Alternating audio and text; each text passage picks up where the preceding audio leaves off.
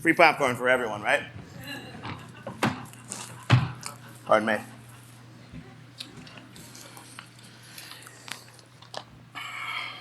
Every day we read in the paper how broken our food system is. We read about the massive spikes in diabetes, we read that our children are obese, and we read that our organic food system is corrupt and broken. Our country is unhealthy, and we know this. We see this, and we hear about the massive beef recalls. We see videos depicting animal abuse in factory farms, and we feel sad that animals are abused and people are misled. Every year, America spends $75 billion on weight-related medical bills. Medical treatment of obese patients costing, on average, $1,300 more than that of the same non-obese person. Even worse, over 115,000 deaths each year can be attributed to obesity in America alone. So many people, myself included, are on the lookout for a way to reverse this trend. As a result of trying to find an answer, natural and organic food consumption is on the rise, particularly over the last couple of years. From 2008 to 2009, organic fruit and vegetable sales increased over 11%. Over the past 20 years, organic food sales in general have gone from $1 billion to $29 billion. This is all good news, right? This shift in organic consumption could be the answer we're looking for. But what do the terms organic and natural actually mean? And will these actually fix our broken food system? Natural is an undefined term that can be associated with any product without certification or regulation. But the general public assumes that with this moniker of natural, the label has been validated by some consumer agency. We see it daily. Chain restaurants throughout the country advertising their natural line of food. Come and eat at TGI McSuch and such. Try our natural burger. Try our giant chicken burrito. It's good for us. Trust us. A common example also is that all-natural American cheese. We feed that to our children every day in our homes. That's not American cheese, though. In our homes and in our schools. The truth is, it is not healthy for our kids at all. And there's nothing natural in it whatsoever. It's not even cheese, as a matter of fact. There is no product in American cheese that is naturally produced by any animal. True statement. We often associate organic foods with an organic lifestyle. It's healthier for us. We feel good about ourselves. We're eliminating toxins from our diet. But unfortunately, due to our corporate involvement and our government's lack of definition, the term organic has lost its meaning. While subject to more regulation than natural, it still doesn't do much to inform our consumers. Thanks to a recent deal from the USDA and mega soy producer Monsanto, the company no longer has to fully disclose its ingredients in its organic soy milk, which means there's artificial sweeteners in your organic soy milk and you have no idea. What we can thank them for as well is the deregulation of GMO labeling and the continued subsidies of guaranteed corn prices in America from our government.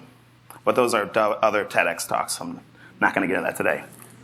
They are fraudulent, though, and we do deal with them as consumers, and our government deals with them as well.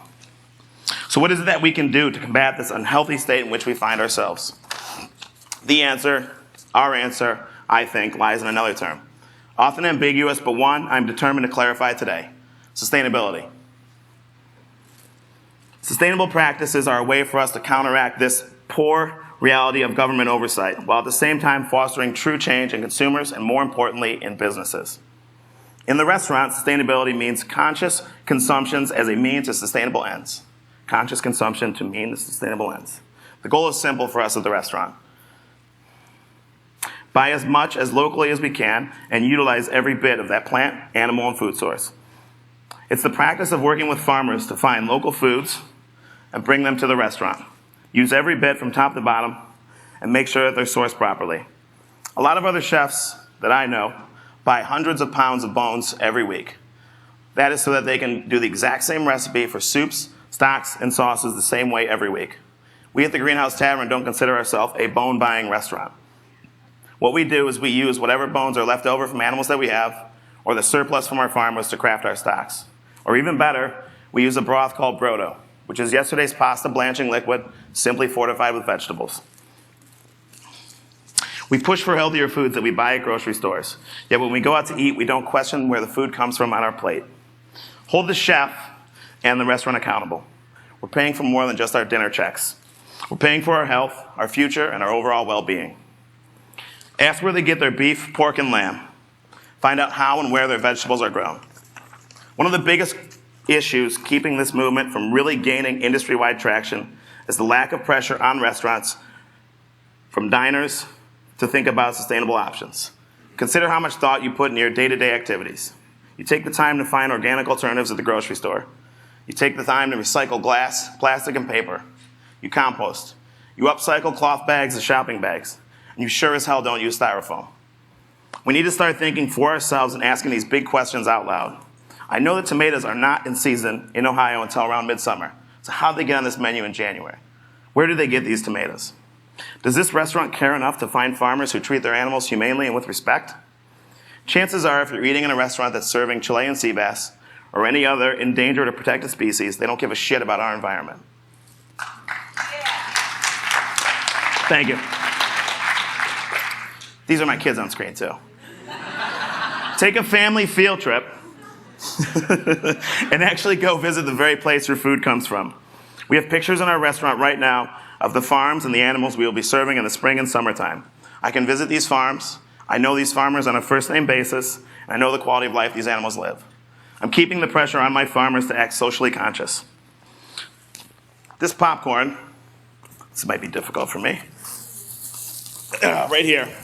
This represents the amount of herbicides, pesticides, growth hormones my family of 4 would consume in 1 year.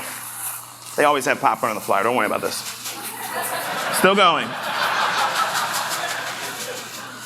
20 pounds a year in a conventional commercial diet. Now, had this been pesticides, I would challenge anybody in this audience to come up here right now and eat a handful of this and tell me it's not harmful when ingested in small amounts. Since it's popcorn, anybody can have some. I know that's easy for me to stand here and preach. You've heard it before, and most of the time, these practices that fall under the larger green umbrella conjure up an image in one's mind. A young, bearded, tattooed, shoeless, peace sign flashing hippie chef talking about his ideal restaurant in the middle of nowhere where everybody's just living off the land, man. We're baking breads in an oven that's powered solely by my positivity, the sunlight, and your smiles. There's nothing wrong with that. No, there's nothing wrong with that. But it's not the business model that we use at the Greenhouse Tavern. But it does happen to be my retirement plan. The myth, of course, that everybody believes is that financial and environmental sustainability are somehow mutually exclusive. What sustainability is about, and what we do well at the Greenhouse Tavern, is as much about maintaining business and making money as it is about saving the world. I often hear from other restaurateurs, we're too busy to buy local. Only national distributors can keep up with us. We'd love to recycle, but we can't get our staff or city to cooperate. Well, they can. The key to sustainability as a restaurant is starting simple and starting small. Earlier, I spoke about those tomatoes in wintertime. A simple and small step towards becoming more sustainable is eliminating tomatoes when they are not in season.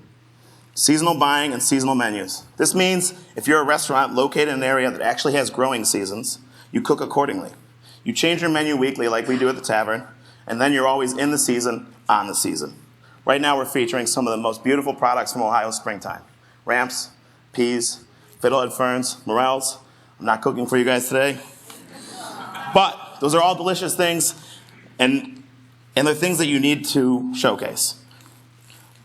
I suggest picking one product that you use in your restaurant that is not sustainable or seasonal. Promise to eliminate it from your menu until it is in season or it is grown sustainably. Every year add something new, and before you know it, your menu will reflect your sustainable choices. The quality of your food will improve, and your customers will thank you. But most importantly, your job as a chef will be easier. Simply stated, we cook local because our jobs are made easier, because better produce equals better plates. Protecting the environment is not always the most convenient choice at the moment. But it's not about the moment when you have to decide whether you're going to walk an extra 10 feet to recycle. It's about how much better our children's moments will be if we allow ourselves to be conscious of our actions. As a business owner in America, my success is dependent on the general public. In turn, I have a responsibility, especially as a food provider, to contribute to the success and health of the general public. So let's focus on what we can do. Let's focus on what we do at the Greenhouse Tavern and how it can be applied to other restaurants. Selfishly, I do want every restaurant to run like the Greenhouse Tavern. Not to inflate my own ego, but because I do truly believe that our methods are helping us leave this world in better shape than the way it was left to us. And we're also playing a role in fixing our broken food system. Think about what's most important to you in terms of product quality. Establish a set of criteria for any product that's coming to your business. The Greenhouse Tavern is built on that simple belief that the proximity of farm and soil directly correlates to a restaurant's quality. This year, the Greenhouse Tavern created its own food pyramid. Top tier is the trifecta. That means local, sustainable, and organic. One of our favorite collaborators is Farmer Lee Jones on screen from Chef's Garden in Huron, Ohio. His farm exemplifies the most stringent, sustainable, and green business practices of any farmer we know. And like us, they are completely transparent about those practices. The second is local with organic in mind. A couple great farmer friends of mine whose produce is of no less quality than Farmer Lee Jones would love to be certified organic, but they simply can't afford it. I know for a fact they do not use chemicals, and we proudly serve their garlic and radishes. Now, not only does this allow us to adhere to the farm-to-table philosophy, this also allows us to make a positive contribution to the local economy. We're keeping our family farms in the family, and we're keeping our money local. Product sourcing is only one aspect of sustainability. There are other strategies that we can use to achieve this goal of zero waste. Product utilization is the next step. The increasingly popular nose-to-tail movement is certainly a step in the right direction. Simply stated, the less you waste, the less you waste. Sometimes it takes a little creativity, but that's part of the fun of being a chef. It's just good old-fashioned kitchen common sense and frugality. Now, I mentioned earlier that Chef's Garden transparency, and the Greenhouse Tavern is also an open book restaurant when it comes to sustainable practices. We welcome, if not encourage, our customers to learn more about what we do. We want the people who eat our food to understand where their food comes from. We want them to seek out our farmers and understand where that food is. Every year we open our doors to the National Green Restaurant Association. They audit our restaurant, they take a look at all of our waste, and they give us a grade based on our level of sustainability. We want to let everybody know the truth behind the food that they're eating.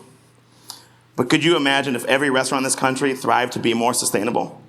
If the demand for factory meat would decline, the supply of factory meat would decline as well, methane emissions would decrease, air pollution would decrease, and you never have to worry about salmonella poisoning in lettuce.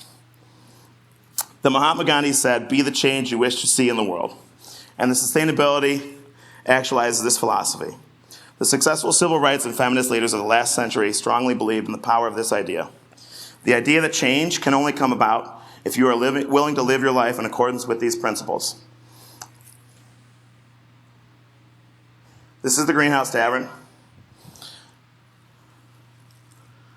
That's our recycling. That's our rooftop garden. That's our compost. This is just one address of one restaurant in one city for now. But if we can do everything in our power as a restaurant to leave this earth in the better shape than the way we found it, we played an important role. If we can have a positive, maybe even enlightening effect on someone who comes through our doors, that's where the real, tangible, breathable change happens. It's the interconnectedness of this planet and its inhabitants that's undeniable. We might just be one location, but our goal is to be the one location that leads all other locations in our industry down a path towards more sustainable practices. That one giant leap for mankind didn't happen without one small step of a single person. Believe that those small steps that you're taking, that we can take together, will evolve into giant leaps. And it's those giant leaps, from the way this world was left when we found it, to the way it will be when we pass it on to our children and grandchildren, that we will be remembered for. Help us become more than one address. Thank you.